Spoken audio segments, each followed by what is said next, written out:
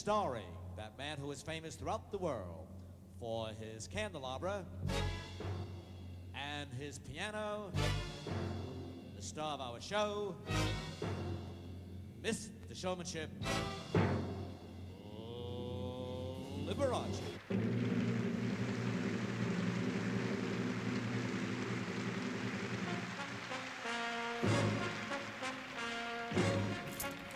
Guten Nacht.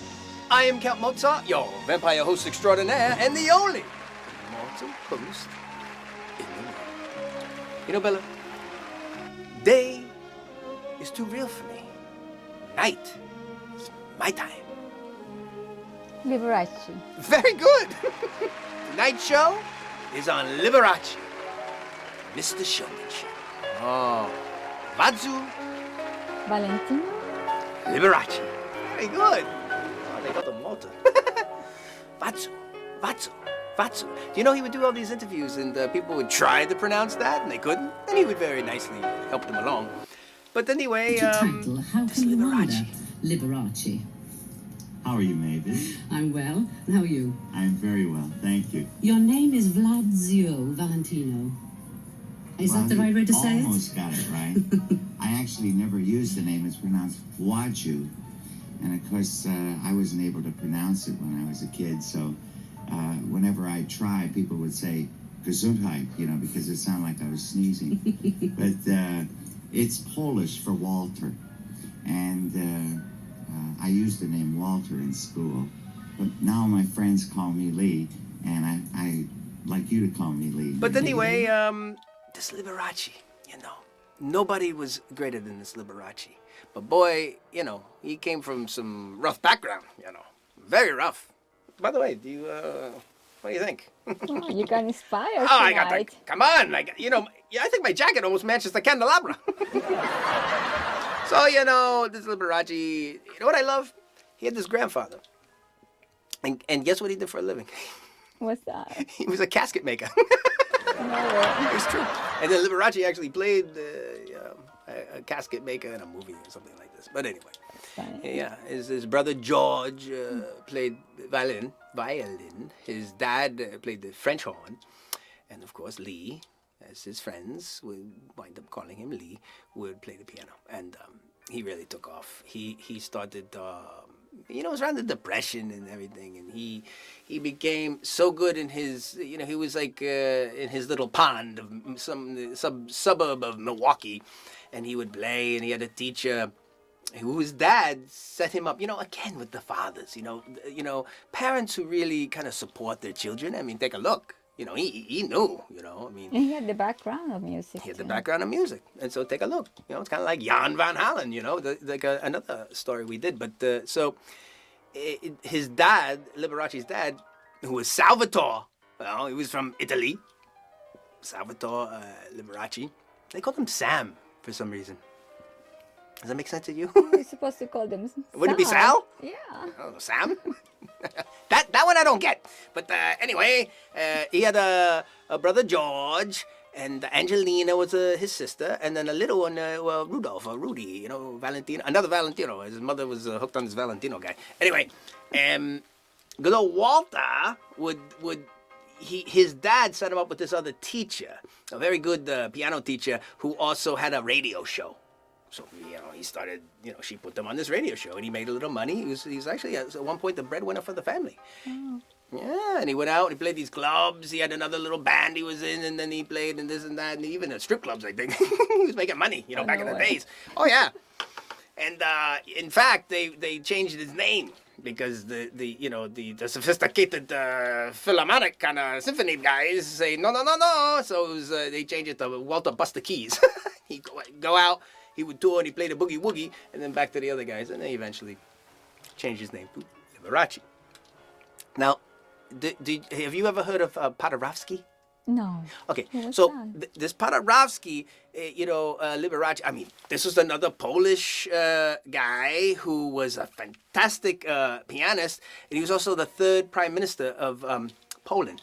But Liberace met him like in the 40s at Pabst, concert hall in Milwaukee or something like that. He was like 8 years old, and he met his idol. This guy was like, it was, and this Paderewski became very good friends with the Liberace family. And just on a side note, in New York City, there's something called the Washington Arch, a big arch near Washington. What's it called? Washington Square or something like this. Yes. And Paderewski, he donated this money to this in the building of the arch. And the very last block of the arch, they put the big P. Oh, For Paderewski. does he get the money? That's a little funny story. So this Liberace had some very good, people around him for a little while. Anyway, he took off. He moved to New York City, and he began playing there.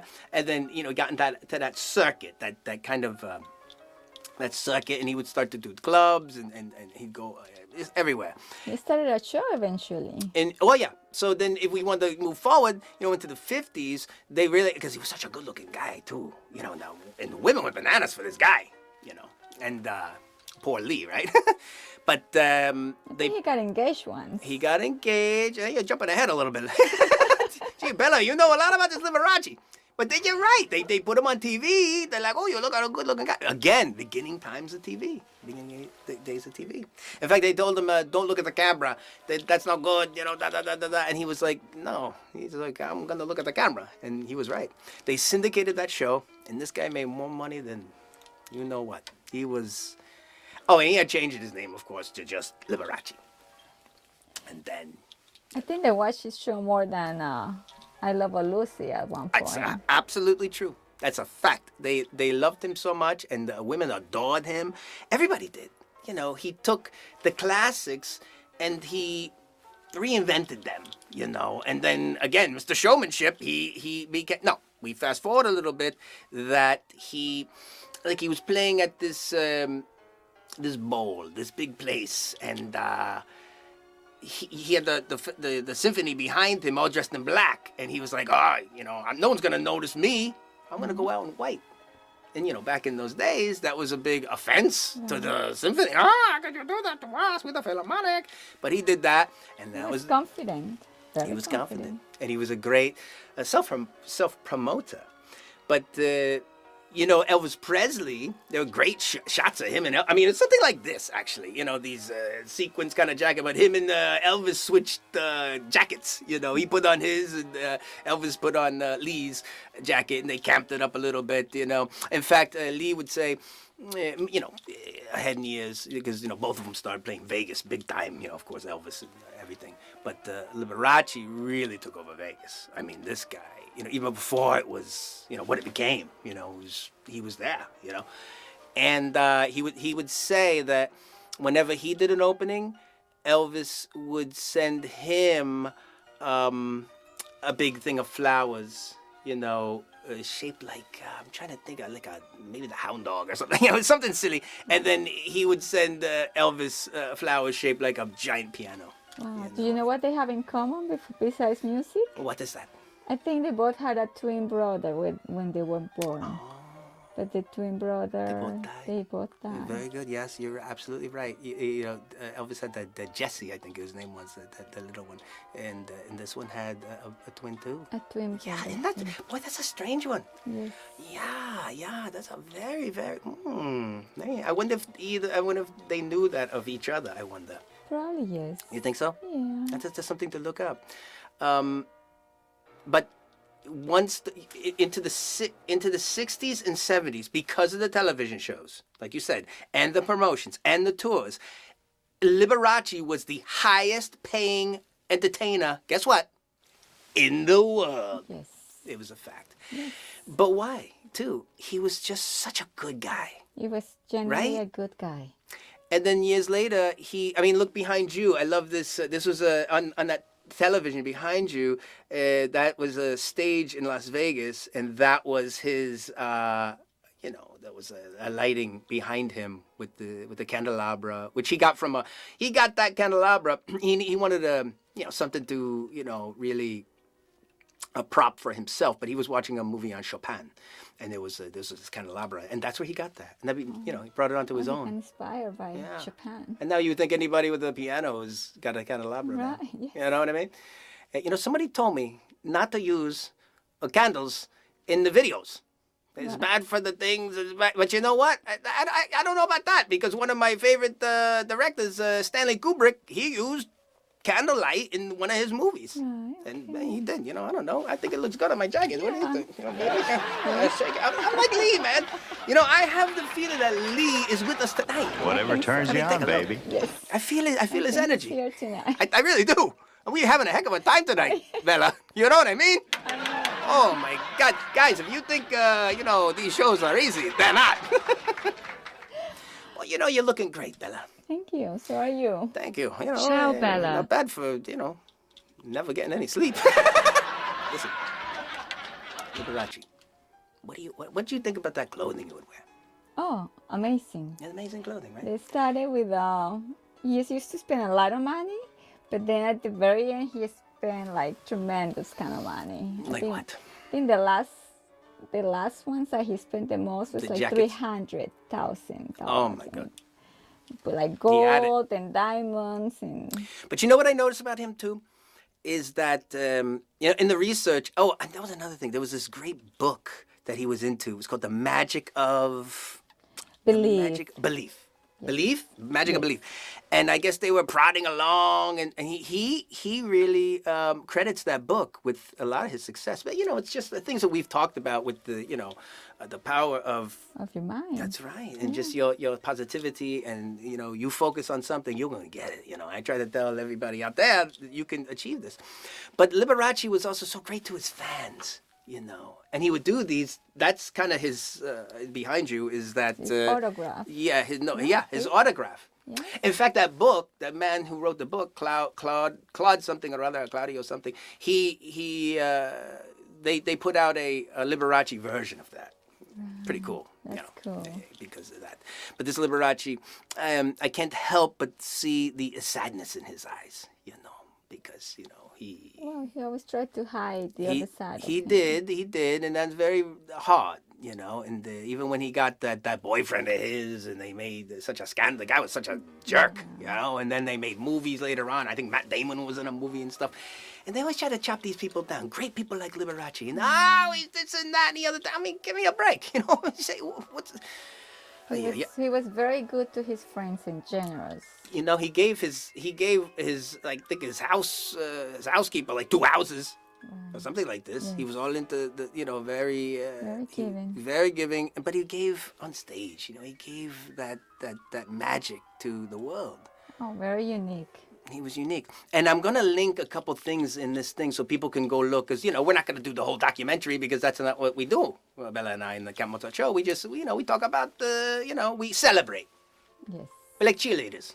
absolutely. But there was a show that I saw on this, you know, this David Letterman. You ever hear this guy? Yes, Yeah, late night yes, show. of course, the late show. So they had Liberace. I said, oh boy, I better go watch this. Yay. I have to strangle this David Letterman, you know. But no, he was fantastic. And he treated Lee with nothing but respect. And I'm going to link this one because it was the holiday time. And it's right around the time, you know, Liberace, you know, he used to fly on stage. Oh, yes, I know. Well, he flew to heaven in 87. Hey! I rhymed. 87. He did. And before then, he played Radio City Music Hall. And right before then, you know, right around the holidays, because I think his last show was around April or, you know, some Easter time. But he was on this Letterman show, and he did this amazing medley of holiday music on that piano, and it just blew the audience away. He was I think astonished. he was a star, and they don't make them like that anymore. You know, I mentioned in the '80s show that we did, the Madonnas and the Michael Jacksons and the Prince. You'll never get another one, but you know who can top them? I think, yeah, especially, he was what, 50s, 60s? Well, come on, but he's one of the He pioneers. was one of a kind. I mean, come out on the stage with the Rolls Royce all like in rhinestones, diamonds, and like you said, the furs. No, I think he played a lot of stuff in Vegas, Oh, yeah. I mean, he was Mr. Showman, Mr. Showmanship. He was, and, I think it's up to us to keep his memory alive. Oh, yeah. Because, like I say about the people that you see today, they might look at a Liberace and think like, he was, look, it was all camp, and he got it. He got the joke, he knew the shtick, all the kind of stuff. And he laughed at himself, and that's what made him so cool. Because he didn't give a damn. He's like, I'm into a good time. I want you to have a good time. That's what he was about. Confidence. Yeah, man, flash life up. I mean, take a look, that's what we're all about in this Count Mozart show. It's like, come on, man, just let's have a ball, you know what I mean? And let's give thanks and let's give homage to people like the one and only Liberace. Because let me tell you, one name, and everybody knew. Do you know they even had cartoons? Like, Bugs Bunny cartoons? Yes. And you see Bugs Bunny be playing the piano and he'd be going, hey, I'm Liberace. And that's Liberace. And where's George? By the way, they knew his brother George. The violinist. His brother. I wish my brother George was here.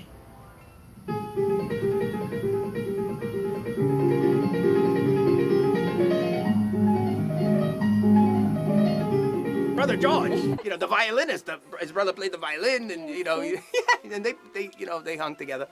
But anyway, just want to say we love that Liberace, and we will always. Come on, man. We will always pay homage to him with our show because we like to be over the top. He was over the top, and he was all about, come on, live life to the fullest, man. So we love Liberace, and I think. That's a pretty good, way to go, that you give so much and you make people happy. And that's what he wanted to be remembered for. Yeah, I think he wanted to remember with, his talent, his music. His music and his show. It was all about the show. And he would say that. He goes, it's a show. You come to me, I'm going to entertain you, and that's it. So, again, like I said, there's that little tinge. I'm going to link my 3 favorite documentaries or shows or interviews of Liberace. 3.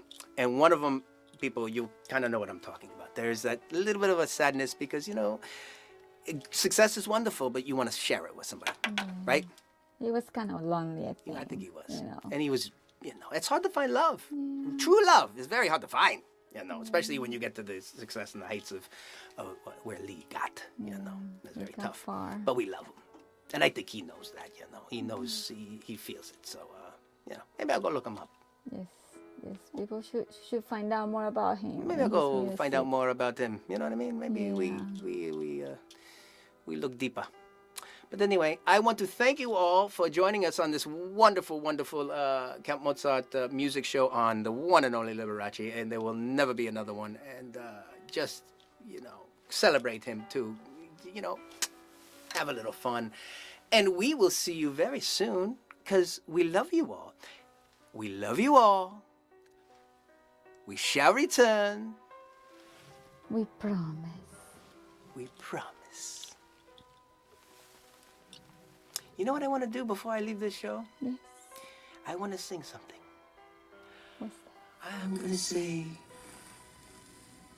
I'll be looking at the moon, but I'll be seeing you. Oh, Thank you, Lee.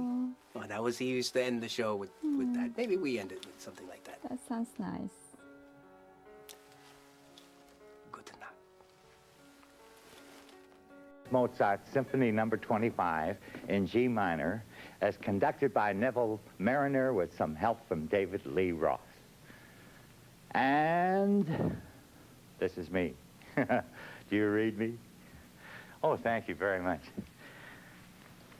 This Amadeus has become so very popular with the movie and Broadway play, but I bet you didn't know this. Wolfgang also took time out to write one of my favorite numbers. Wolfgang Amadeus Mozart's Mac the Knife.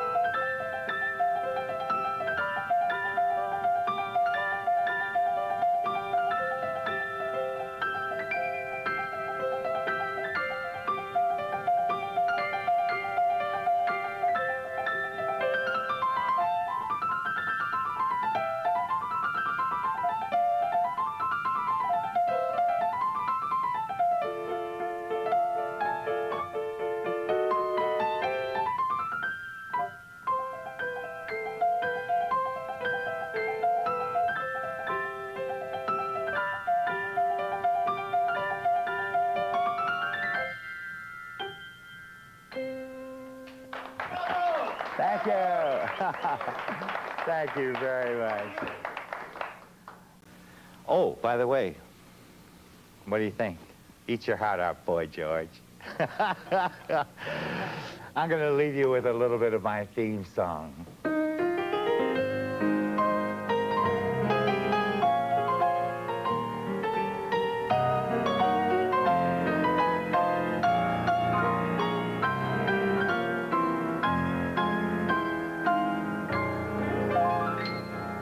I'll be looking at the moon, but I'll be seeing you.